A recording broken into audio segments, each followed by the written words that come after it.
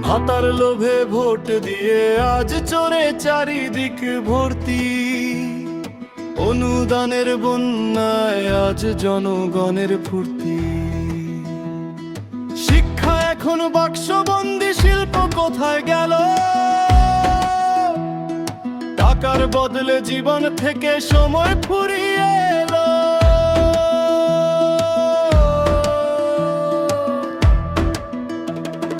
বেকার ভাতার টোপ দেওয়া হয় ভোটের হাওয়া বুঝে, যুবক আজও ডিগ্রি হাতে কাজের রাস্তা খোঁজে। মেধার লড়াই ফিকে হয়েছে সস্তার এই বরাদ্দে, ভবিষ্যৎ আজ বন্দী হয়েছে ভোটেরই ফায়দাতে।